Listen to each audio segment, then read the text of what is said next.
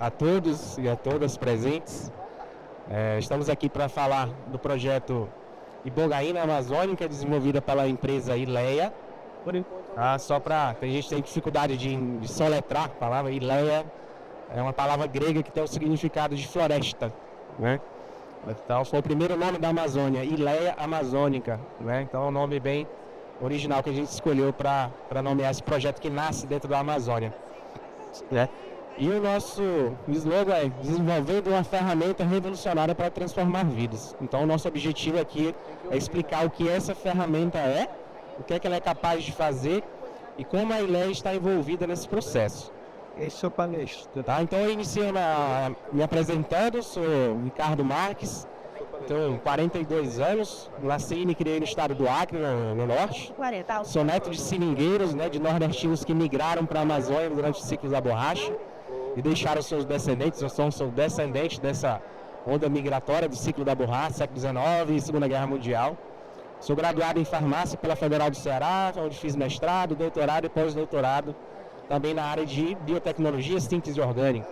Tá? E sou o CEO e fundador da Ileia, e tenho muita experiência, 23 anos, em busca de moléculas bioativas do bioma Amazônia. Né? Então, o que é a ibogaína? Que é essa ferramenta que a gente está criando? Tá? Então, a ibogaína é um alcaloide, ou seja, uma substância de origem natural que contém nitrogênio em sua estrutura. Ela é da classe dos alcaloides. E ela se apresenta como um pó cristalino branco, tá? Um sólido branco. Ali é a nossa ibogaína, sintetizada aqui pela nossa Ileia. E ela é administrada por via oral em meio de cápsulas. Tá? Então, geralmente, a dose de ibogaína é em torno de 15 mg por quilo. Você encapsula a ibogaína e dá a dose para o paciente. Tá? Então, é uma dose meio que personalizada. Mas onde é que vê esse nome ibogaína? Tá? Então, a ibogaína surgiu, né, a partir de uma planta chamada iboga. Tá? Essa planta iboga, esse pequeno arbusto, bem franzino, tá? Ele é natural do continente africano, e em especial um país chamado Gabão. Tá? Na África centro-ocidental, onde tem muitas florestas ali tropicais, bem semelhantes ao nosso bioma Amazônia. Tá? E a iboga no Gabão, ela é sagrada. Tá? É uma planta sagrada. Por que ela é sagrada? Os cachorros lavadores. Então a história da iboga e o ser humano, ela remonta desde a pré-história, desde os pigmeus ali, os primeiros seres humanos que habitaram o continente africano.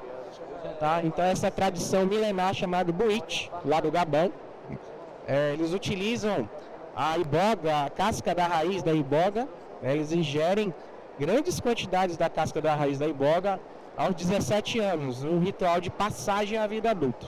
Tá? Porque quando você ingere iboga, aí está a ibogaína, em altas doses a ibogaína tem um efeito psicodélico. Tá? Então a ibogaína é o psicodélico mais poderoso que a humanidade conhece em termos de duração da experiência visual.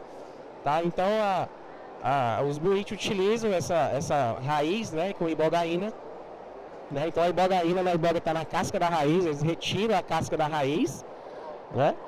É todo um ritual, esse ritual dos Buit dura em torno de 5 dias, ele tem a preparação da planta, como vocês estão vendo aí.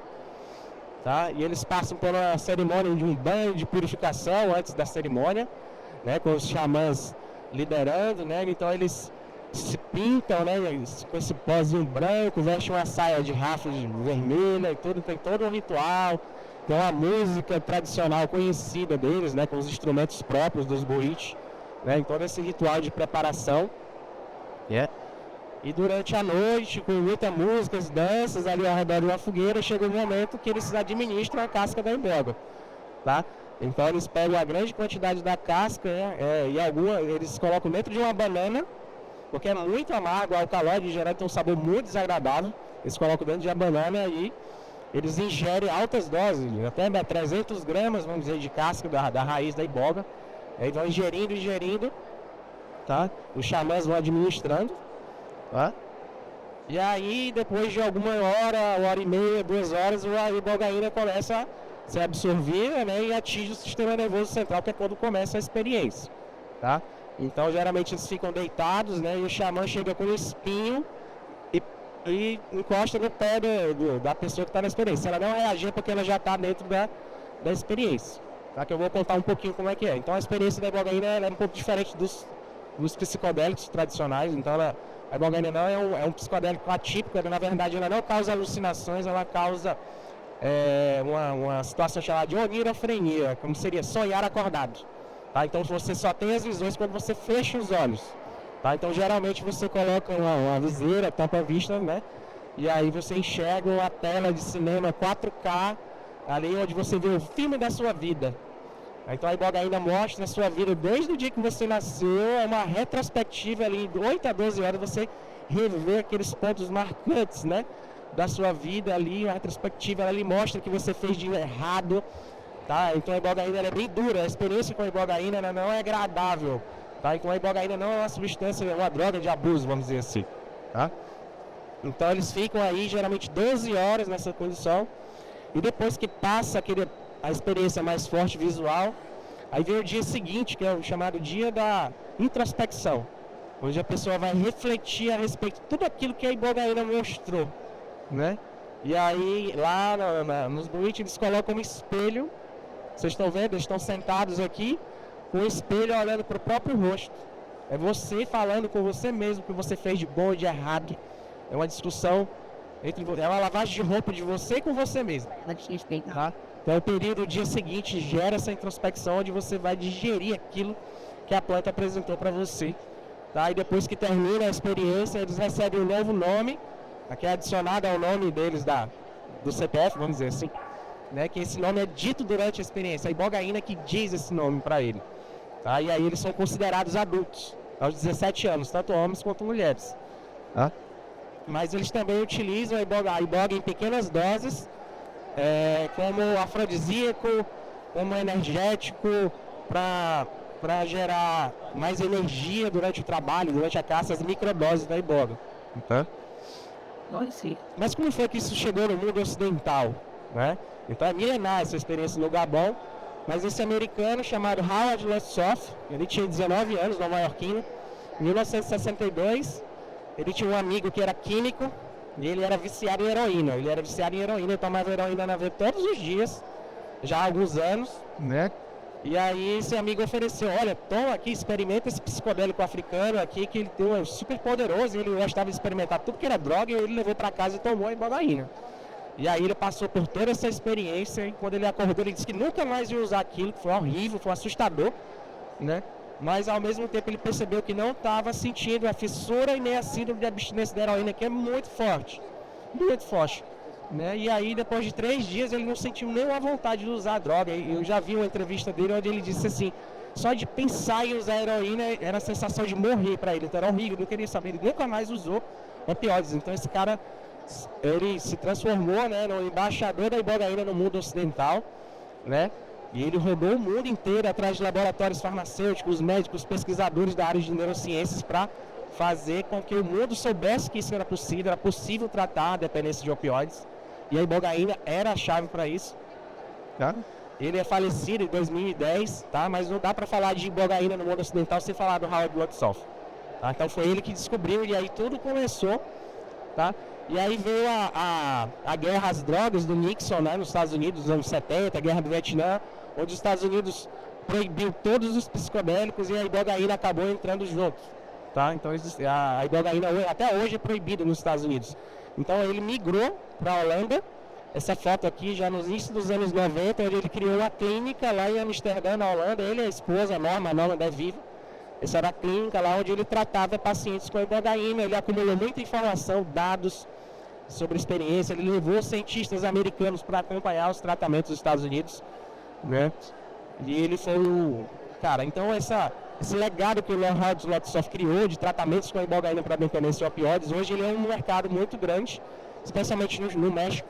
Então, hoje no México existem pelo menos 50 clínicas de tratamento de ibogaína, tá? E essa Beyond, ela fica em Cancún, no México, onde é a clínica mais assim, de alto nível, que está tratando em torno de 800 a 1.000 pacientes por ano, né? Mas eles cobram aqui a partir de $9.500 para essa dose de ibogaína. Tá? Se você reservar com 4 semanas de antecedência, são um pouco urgentes, eles são para quase $20 mil. É muito caro tratar com ibogaína, mas eles prometem uma eficácia de mais de 90% dos tratamentos. Tá? Não só para dependência de opioides, mas de cocaína, cigarro, álcool, pessoas que têm comportamentos compulsivos com sexo, jogos, compras. Então a ibogaína tem esse poder também de ter eficácia nesses tratamentos. Tá? Então isso fez uma corrida desenfreada por essa planta, a iboga. Então a iboga começou a ser explorada de maneira predatória na África. Tá? E a iboga ela demora de 20 a 30 anos para atingir 1 metro de altura e produzir 1 quilo de casca. Então é uma planta muito sensível. Então essa exploração desenfreada, né, a venda da iboga no mercado negro, a iboga hoje está ameaçada de extinção. Então hoje, para vocês terem uma ideia, no mercado negro, o quilo da raiz da iboga, no e-commerce ilegal aí, $1.500 o quilo da raiz. Então isso a ibogaína está sendo chamada o novo marfim da África. Tá? Então os traficantes de marfim que seguiam os elefantes pelas trilhas na floresta, né? E o elefante é o dispersor natural da semente da iboga. Então onde tem trilho de elefante tem iboga. Então eles passaram a explorar e vender ilegalmente. Esses mesmos e-commerces vendem ibogaína hoje pela internet a $228 o grama. Mas é uma ibogaína que é produzida sem controle de qualidade, tá? Então é um produto que não é seguro, tá, para uso humano, mas está sendo vendido aí em grande quantidade no e-commerce, tá? Mas virando um pouco aqui a página da ibogaína, como é que ela atua no cérebro do paciente para ter essa atividade farmacológica tão impressionante de, vamos dizer, de eliminar completamente a fissura e a síndrome de abstinência em caixa de algumas horas, tá? Então, resumidamente, né? A ibogaína ela provoca um reset no cérebro, é um reset. É como se pegasse o cérebro do dependente químico, ou do depressivo, ou do traumatizado, vamos dizer assim, ele desligasse e quando religasse o cérebro voltaria na configuração original antes do problema. Tá? Então aquelas vias que levam à abstinência, à fissura, elas existem, elas ficam desligadas ali por alguns meses. Tá? Então o paciente tem uma janela de oportunidade de mudar de ato, de vida e sair daquele problema. Tá? E ela faz isso reequilibrando os neurotransmissores para o nível original, principalmente serotonina e dopamina para os níveis originais, porque no dependente químico elas estão completamente alteradas, e elas colocam em nível original. Tá? Mas isso não explica todo. Tá? E a ibogaína geralmente se toma uma vez. Você não toma ibogaína todo dia, você só toma uma vez. Tá? Poxa, mas por quê? Ela é eliminada do organismo e alguns dias, por que o efeito dela perdura por tantos meses? Tá? Porque a ibogaína, quando ela é administrada por via oral, ela passa pelo nosso fígado e ela é metabolizada numa outra substância chamada noribogaína. Esse grupo CH3 aqui é removido no fígado e a noribogaína é um metabólito ativo de longa duração. Então a noribogaína fica meses circulando no plasma do paciente. Então, por isso que não precisa estar tomando ibogaína todo dia. Você só toma uma vez e a noribogaína continua fazendo o trabalho. Tá?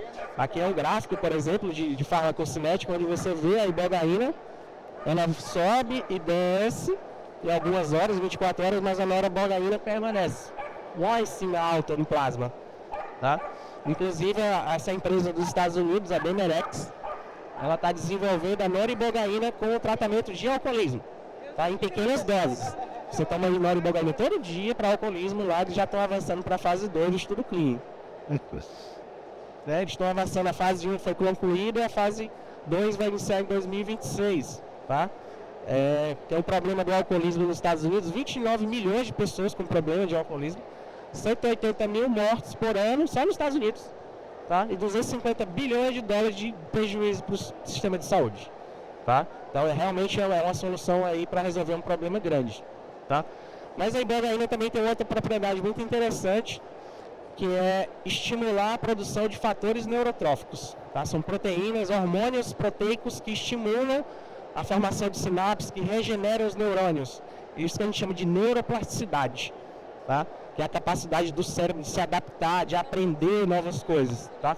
Sendo que esses hormônios chamados de GDNF e BDNF, tá? Eles só são produzidos até o final da nossa infância, até os 12 anos de idade eles são produzidos, depois eles decrescem até o nível quase zero, fica bem pouquinho, quase indetectável para o resto da sua vida. Então você só tem o pico desses hormônios tróficos na sua infância. E quando você toma ibogaína, Esse aqui é um estudo já, né? Em 24 horas o GDNF ele volta a ser produzido. Cerca de 12 vezes mais, um fator de 12 vezes, o BDNF em torno de 50 vezes mais. Então ela religa aquela cascata hormonal que você teve na sua infância. E essa cascata, ela se auto-retroalimenta, é uma retroalimentação positiva, então essa cascata perdura por muito tempo. Tá? Então esse é o período que o cérebro tem de se adaptar, de mudar, entendeu? E é o que os cientistas estão chamando, né? Uma dose de ibogaína ela gera o chamado segunda infância neurológica. Tá? Então isso tem um impacto muito positivo, principalmente em doenças neurodegenerativas. Tá? E essa clínica chamada Ambio, ela fica em Tijuana, no México. Eles hoje estão oferecendo um tratamento para doenças neurodegenerativas com ibogaína. Tá? Parkinson, esclerose múltipla, esclerose lateral amiotrófica, AVC e traumatismo crânioencefálico.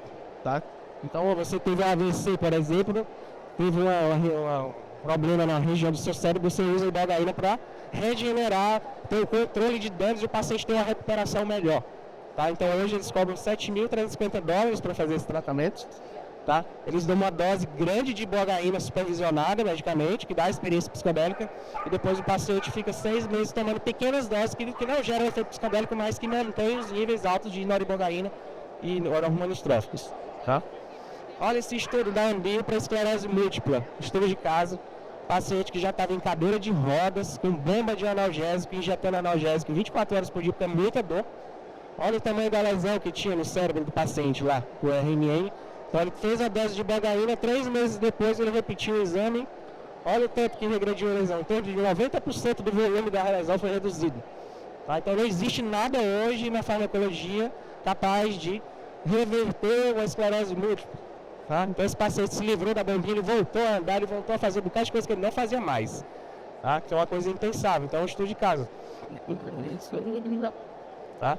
Um outro trabalho que foi feito com os veteranos de guerra dos Estados Unidos, que eles sofrem muito do traumatismo crânioencefálico, que é as pancadas, explosões, choques físicos, pular de paraquedas, os pilotos de avião no porta-avião, quando decolam, eles levam muitas pancadas na cabeça, como se fosse um lutador de boxe. E aí ele desenvolve essas sequelas de problemas, traumatismo crânioencefálico, que gera transtorno de estresse pós-traumático, que é depressão, ansiedade, problemas de sono, agressividade, abuso de substância e tendência de ação suicida. É o transtorno de estresse pós-traumático. Então eles estão se tratando com ibogaína no México. Tá? Eles estão viajando porque a ibogaína é proibida nos Estados Unidos, estão indo para o México se tratando, e eles criaram um movimento chamado VETS, que é os veteranos explorando novos tratamentos. Eles criaram a fundação para angariar fundos e pressionar o governo dos Estados Unidos a investir em estudos clínicos com ibogaína nos Estados Unidos. Tá? Aí a Universidade de Stanford, né, e o fundador do Google, né, o cofundador Sergey Brin, já fez um investimento numa startup chamada Soneira para fazer esse trabalho junto com os veteranos. Tá? E o Nolan Williams, que é o neurocientista que fez esse trabalho com os veteranos, ele não acreditou na primeira vez que ele viu os resultados. Foram publicados na Nature no ano passado. E ele pediu para a equipe recalcular tudo, que ele não estava acreditando naquele resultado, não podia ser verdade. E aí ele foi, depois disso ele falou, o ibogaína é o fármaco mais sofisticado do planeta. Né? Só para vocês verem aqui, ó, o transtorno de estresse pós-traumático, antes do tratamento, 1 semana após e 1 mês após. O efeito ele perdurou, mesmo a pessoa não tomando mais ibogaína. Ansiedade também, tá? Diminuiu bastante. Depressão, bastante. Então a ibogaína também é muito eficaz para a depressão. Tá? Mas nem tudo são flores. Tá? Então a ibogaína ela também apresenta alguns riscos. Tá? Então a ibogaína ela tem uma certa cardiotoxicidade. Tá? Porque quando você administra ibogaína, ela pode aumentar o intervalo QT do coração, ou seja, ela pode provocar uma arritmia cardíaca, que pode ser muito séria, que pode levar à morte do paciente. Tá? Então, e as interações medicamentosas, você tem que saber o que é que o paciente está tomando de medicamento ou de droga ilícita para poder ver se ele está apto ou não a usar ibogaína.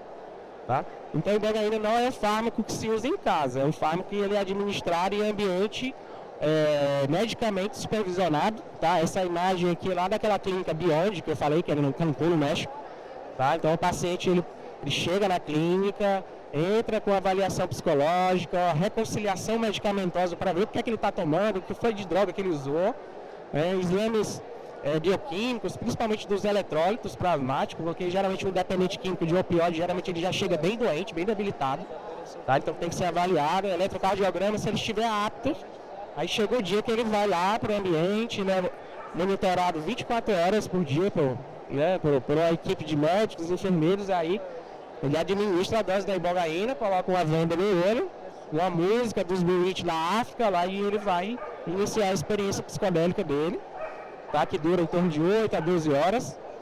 Tá? Então a ibogaína é ambiente hospitalar, uma equipe experiente que sabe utilizar a ferramenta e avaliar e fazer essa triagem. E o uso de magnésio intravenoso, a solução de magnésio intravenoso, ela mitiga assim, praticamente a zero o risco da arritmia cardíaca. Tá? Então é bem seguro utilizar a ibogaína nessas condições, ela é muito eficaz para tratar problemas que hoje não tem solução. E então os americanos, os veteranos agora criaram essa fundação, Americans for Lyme Again, eles se reuniram e agora recentemente eles pressionaram os parlamentares do estado do Texas, e o Texas assinou a lei da ibogaína agora em agosto, tá?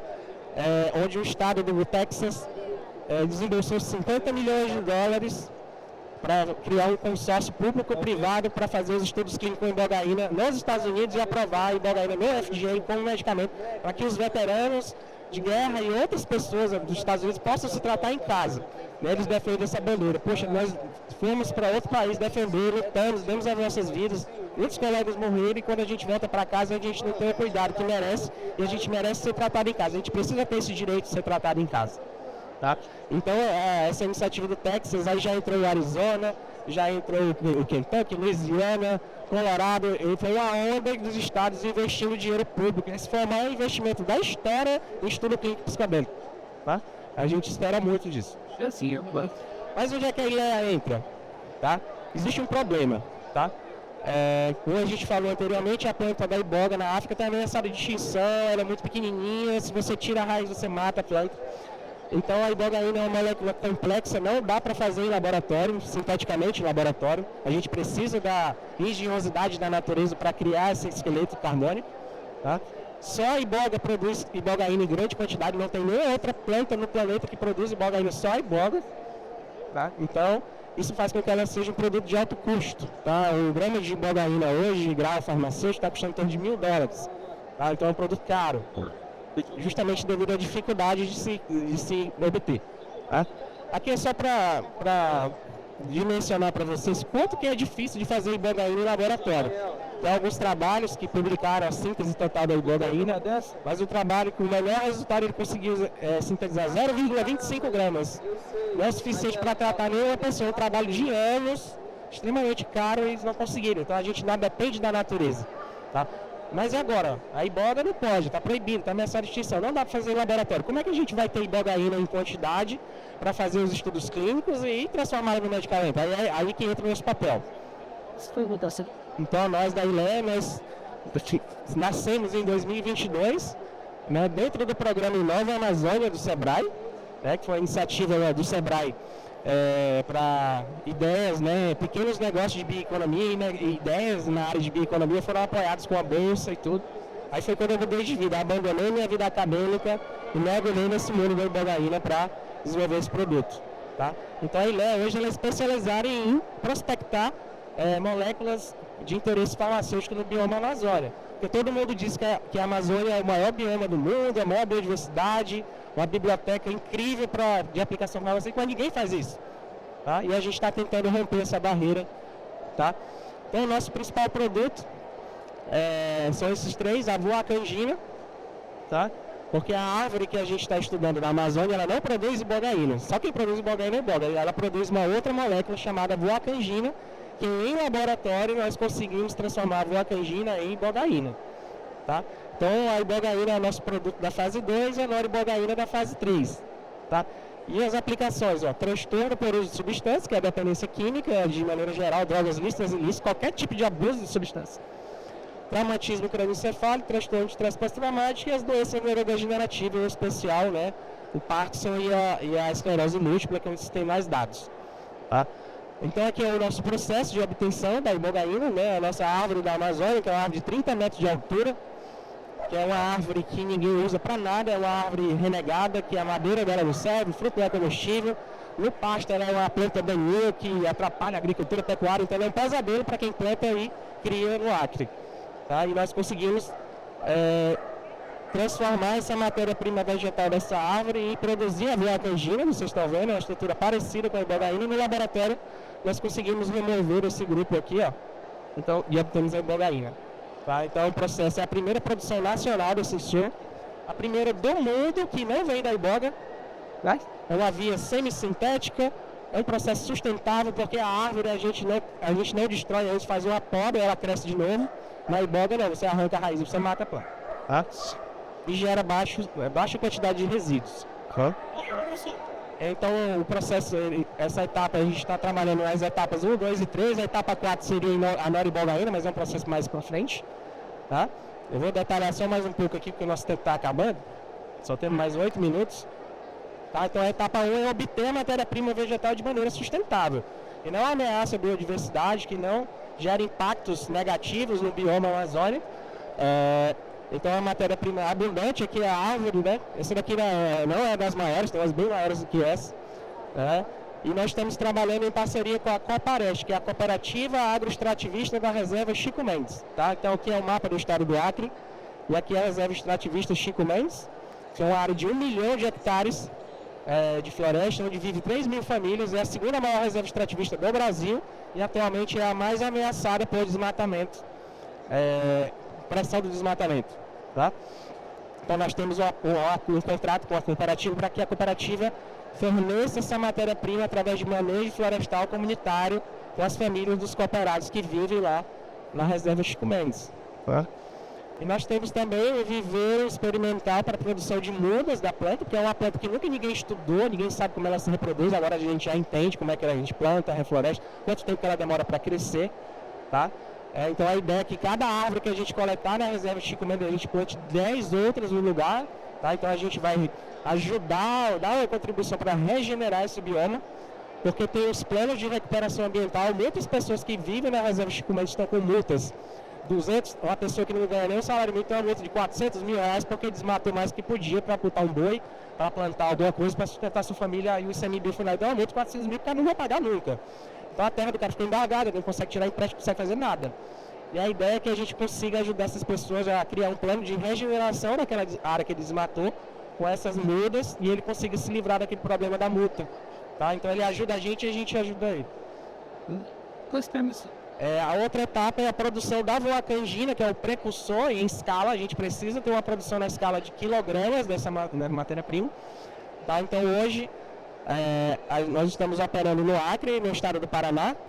Tá? Então a matéria-prima vem da reserva Chico Mendes com a nossa equipe e ela viaja até o estado do Paraná, o município de Pato Bragado, no oeste do Paraná, tá? Onde tem a fábrica da Sustentec, que é o nosso parceiro de co-desenvolvimento. Então a Sustentec é uma empresa que tem muita experiência com produção de substâncias de origem vegetal e com certificação da Anvisa. Tá? Tem toda uma boa prática de fabricação. Tá? Então a gente consegue produzir a voacangina em escala já é um produto comercial. Nós conseguimos fazer a nossa primeira venda para os Estados Unidos da voacangina, para aquela empresa do Google. Eles compraram uma parte do nosso produto. E agora em setembro deste ano, a fase 3, né? Nós assinamos um acordo, um contrato, um projeto Embrapi, junto à unidade Embrapi do Instituto de Química da USP, né, que é o IQCINT USP. Então a gente tem um projeto de 12 meses para a gente escalar essa tecnologia de transformar a voacangina, que vai sair da Sustentec, em cloridrato de ibogaína, que é o IFA mesmo, que tem todo aquele poder, aquela atividade biológica. Tá? Então, esse aqui é o pipeline do produto. Tá? Então nós estamos migrando da escala de bancada para a escala piloto, que é uma tarefa bem desafiadora. É uma matéria-prima que vem da cooperativa, a cooperativa está se movimentando para fazer os inventários das árvores, os planos de manejo, para que a gente faça essa coleta toda dentro da lei, respeitando todas as leis ambientais. Né? Então a voacangina já é a fase 1, já iniciamos, fizemos a nossa primeira venda, que para a startup de tech é um grande marco. E depois que a tecnologia desenvolvida para isso estiver pronta, a gente vai procurar um parceiro que tenha uma fábrica certificada com a Anvisa para fazer essa transformação de voacangina em cloridrato de ibogaína para que a gente consiga fazer as vendas. Tá? Então isso é um marco importante no desenvolvimento clínico da ibogaína, porque agora a gente vai ter a possibilidade de ter ibogaína em grande quantidade, com grau farmacêutico, sem ameaçar a biodiversidade, para que a gente possa estudar mais essa molécula, o potencial que essa molécula tem aí de tratar esses problemas. Tá? E a gente tem um grande propósito. Nosso propósito é ver um paciente que tem com uma doença neurodegenerativa ou uma família que tem um dependente químico dentro de casa, que é um problema sério, é um problema de família, da família mesmo, né? Mas também das pessoas que vivem lá na reserva Chico Mendes, na Amazônia, que sofrem muito, passam necessidade, né? São os brasileiros meio renegados ali, vivendo à margem de tudo. Eles estão super empolgados lá, a gente está fazendo esse engajamento dentro da reserva lá, com as pessoas que vivem lá, para que eles façam essa coleta de material vegetal sustentável, né? E ter um incremento na renda deles lá.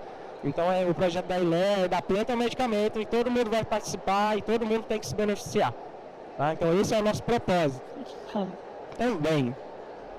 Tá? Então, pessoal, agradeço, tá? Atenção, esses são os meus contatos, nosso e-mail, nosso website, tá? Meu LinkedIn. Muito obrigado pela atenção, estou à disposição. O nosso stand está ali em frente à Anvisa, tá? Obrigado, gente. Entendeu?